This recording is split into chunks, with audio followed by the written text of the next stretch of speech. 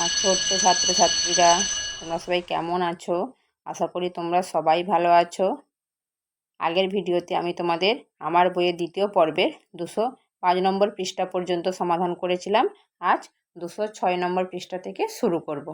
তাই তোমরা দেখো তোমাদের আমার বইয়ের 206 নম্বর পৃষ্ঠায় শিখন পরামর্শে কি বলেছে। শিক্ষার্থীরা উপরের ছড়াটি থেকে শিলাবৃষ্টি সম্বন্ধে ধারণা লাভ করবে। তাহলে আমাদের উপরে একটা ছড়া রয়েছে, সেই ছড়াটা আমরা চলো পড়ে নেই। কি বলছে? শিল পড়ে টুপটাপ, খোকা খুকু চুপচাপ। শিল পড়া থামলো, আঙিনায় নামলো, হুটোপাটি ছুটোছুটি, সারাবেলা দুপদাপ। তাহলে যখন শিল টুপটাপ করে পড়ে তখনই কি খোকা খোকরা চুপচাপ দাঁড়িয়ে সেটা দেখে। সেটাই এখানে বলেছে শিলাবৃষ্টি সম্বন্ধে, যাতে তোমাদের ধারণা হয় তার জন্য এই ছড়াটি এখানে দিয়েছে। চলো পরের পেজে যাই। পরের পেজ 207 নম্বর পেজ। 207 নম্বর পেজে বলেছে শিখন পরামর্শে শিক্ষার্থী তার বাড়ির চারপাশ সম্পর্কে ধারণা লাভ করবে ও পরিবেশ সচেতন হবে। পরিবেশ সচেতন সম্পর্কে পোস্টার আঁকবে। এখানে ঠিক আগের মতো তোমাদের একটা পরিবেশের ছবি দেওয়া আছে। দেখো একটা বাড়ি দেওয়া আছে, গাছপালা, আকাশে কি পাখি উড়ছে, একটা রাস্তা চলে গেছে, চারিদিকে ঘাস রয়েছে, তারপরে কিছু ফুল ফুটেছে, তারপরে দেখো এই প্রজাপতিটা কি ওই ফুলের দিকে আসছে। আচ্ছা, একটা জলাশয় রয়েছে, তাতে কি মাছ রয়েছে। তোমরা এইভাবে নিজেদের মতো করে রং দিয়ে দেবে, ঠিক আছে? চলো পরের পেজে যাই। পরের পেজ 208 নম্বর পেজ। কি বলেছে শিখন পরামর্শে? পাঠটি সহজ পাঠে বিনি পিসি এর অনুসারে পাঠ। তাহলে চলো কি পাঠ রয়েছে আমরা দেখি। বলছে পাঠটার কি নাম? সকাল বিকেল।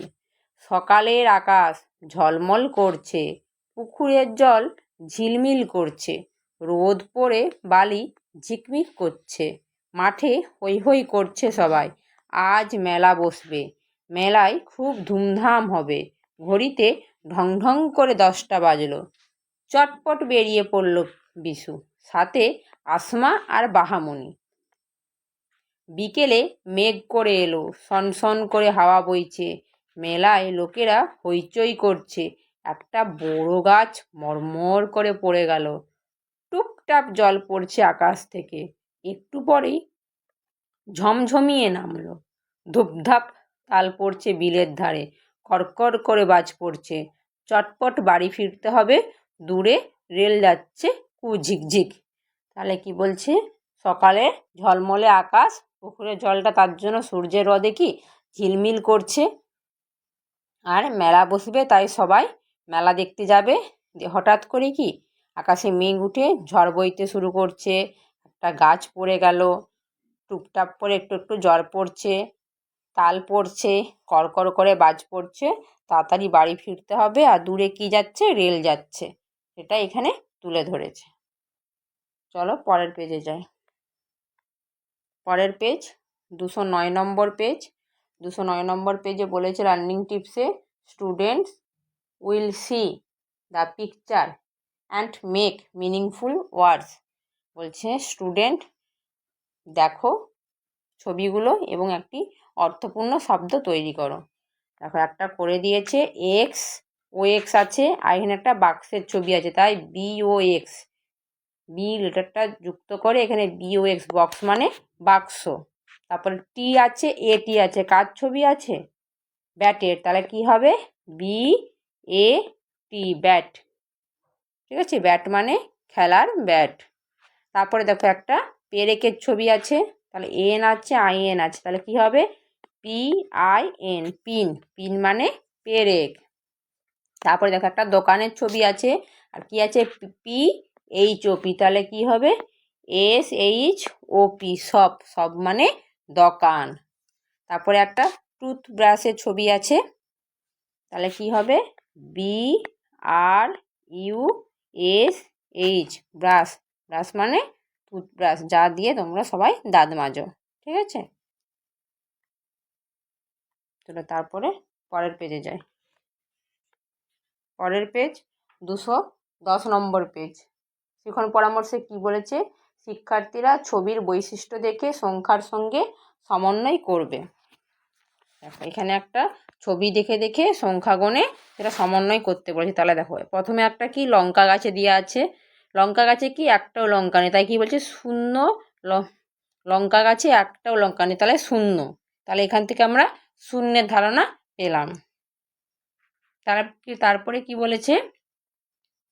এটা কি একটা আম, আমের মধ্যে দেখতে পাচ্ছি একটা আঁঠি, তাহলে আমের কটা আঁঠি থাকে? একটাই আঁঠি থাকে, তাহলে এখানে 1 বাংলাতে আর এখানে 1, তাহলে আমে আঁঠি আছে একটি।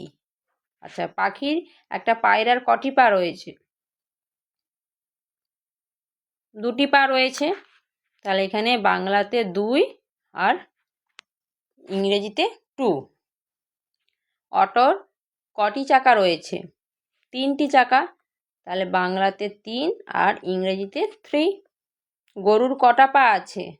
4টা পা জানি আমরা গরুর, তাহলে বাংলাতে 4 আর ইংরেজিতে 4। আচ্ছা, একটা হাতে আমাদের কটা করে আঙুল থাকে? 5টা করে, তাহলে বাংলাতে 5 আর ইংরেজিতে 5। পিঁমড়ের কটা পা আছে? 6টা পা রয়েছে, তাহলে বাংলাতে 6, ইংরেজিতে 6। আচ্ছা, মাছের কটা পাখনা রয়েছে? 7টা পাখনা, ঠিক আছে, তাহলে বাংলাতে 7 আর ইংরেজিতে 7। মাকড়সার কটা পা আছে? 8টা, বাংলাতে 8 আর ইংরেজিতে 8। যা কামিনী গাছে কটা পাতা থাকে? 9টি, ঠিক আছে, তাহলে বাংলাতে 9 আর ইংরেজিতে 9, ঠিক আছে। আর আমাদের একটা হাতে 5টা আঙুল থাকে, আর তাহলে দুটো হাতে 10টা আঙুল থাকে। দেখো বাংলাতে 10 আর ইংরেজিতে 10 লিখেছে, ঠিক আছে। তাহলে এইভাবে আমাদের ছবির মাধ্যমে কি আমাদের সংখ্যা চিনতে এখানে শিখতে বলা হয়েছে, ঠিক আছে। ঠিক আছে, তাহলে আজ এই পর্যন্তই। পরবর্তী ভিডিওতে আলোচনা করব। তোমরা সবাই ভালো থাকবে, সুস্থ থাকবে।